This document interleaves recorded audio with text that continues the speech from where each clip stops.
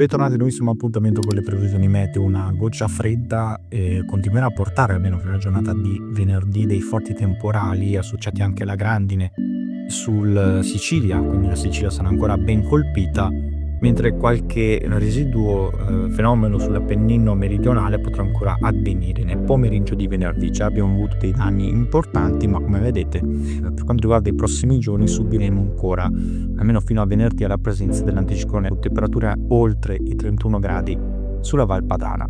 Per quanto riguarda, come vedete, la goccia che riuscirà a raggiungere il Nord Africa, porterà ancora dei residui fenomeni proprio sulla Sicilia, a tratti anche sulla Basilicata e sul Molise, quindi l'Appennino meridionale, e occasionalmente anche sull'Appennino occidentale. Ma attenzione, perché infiltrazioni un po' più fresche e la formazione di una nuova goccia sull'Adriatico andrà a disporsi nella giornata di sabato, potrà portare all'attività di nuova instabilità. Informazioni soprattutto dove? Soprattutto al nord-ovest. Il nord-ovest è la regione più favorita dai fenomeni e avremo un aumento della nuvolosità a partire dalle zone montane, fino poi ad espandersi entro la serata sulle pianure del Basso Piemonte fino anche alla Bassa Lombardia.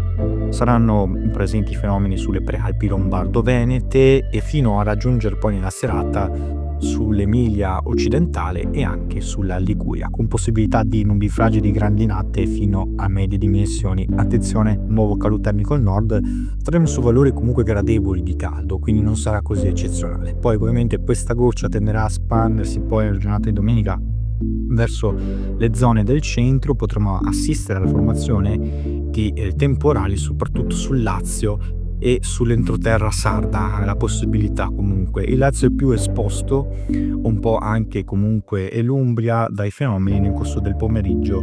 È ancora comunque da capire l'evoluzione ben precisa dove andranno a situarsi i fenomeni, ma sembra proprio che il Lazio sia la regione più favorita, compresa Roma, da rovesci temporaleschi a carattere anche grandineggiano. Più caldo, e attenzione però, perché la prossima settimana si prospetta delle caratteristiche più importanti per quanto riguarda la nuova ondata calda. Infatti è annunciata, secondo gli ultimi aggiornamenti, una nuova ondata di caldo che porterà temperature anche oltre i 34 gradi sulla pianura padana, e questa ondata di caldo africano proprio dal Nord Africa spingerà dalla Spagna e raggiungerà anche la penisola, portando un'impennata termica eccezionale che potrà durare anche fino alla giornata di giovedì.